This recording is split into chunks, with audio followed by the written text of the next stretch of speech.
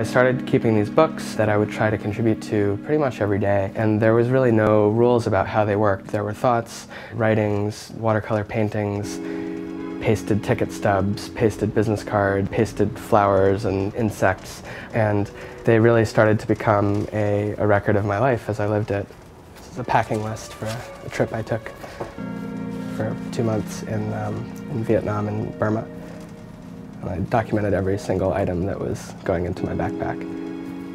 It was a remarkably small amount of stuff, actually. This is a man I met in a cafe in Saigon in Vietnam.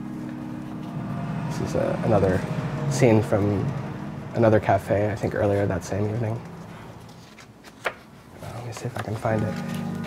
Yeah, this one here. This was at the Temple of Literature in Hanoi, Vietnam, and I was drawing a portrait of this young guy, and he was also an artist, and he was drawing a portrait of me at the same time, and it became this incredible kind of spectator sport, and about 30 or 40 people gathered around us, shifting from person to person, watching. So I came back from this trip, and I realized that I was seeking something that would allow me to communicate these ideas and these impressions to a much larger number of people. And that's when I started working with the internet. I started working on these ideas with a project called We Feel Fine, which I made about a year ago. And that's a piece that is a global study of human emotion using large-scale blog analysis. So We Feel Fine scans the world's newly posted blog entries every 2 or 3 minutes, looking for the sentence, I feel or I am feeling. And when it finds one of those phrases, it grabs the full sentence up to the period. We also try to find the gender and the age and the geographical location of the person that wrote that sentence.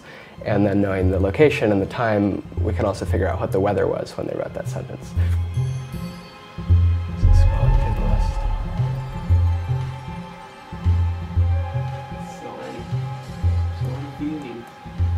I love the little ones dancing. So if you click on one of those, what happens? It loads all the people who feel that way. Happening? Yep. I feel inclined, feel violated. So I can click.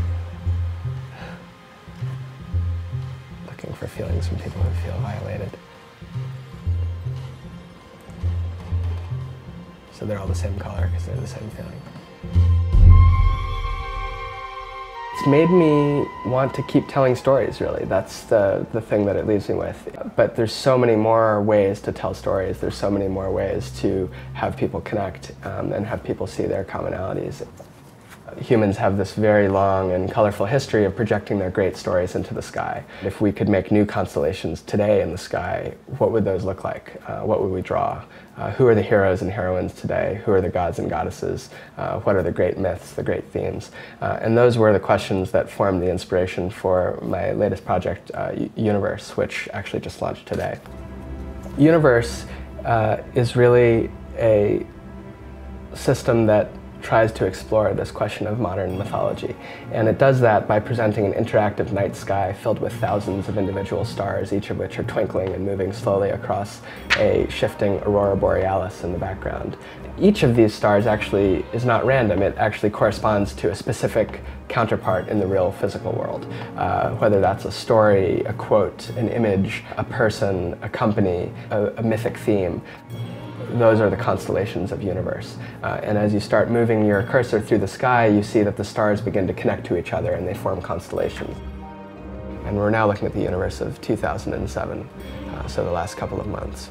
And you see the word president, Nicole, secretary, funeral, Iraq. Any constellation can be selected to become the center of the universe. And when that happens, everything else in the universe enters that constellation's orbit. Anything can be the hub. Anything can be the center. And I really believe that that's the future of information presentation. I really believe that the metaphor of the page as an organizing principle is dead. It's just archaic. It doesn't work anymore.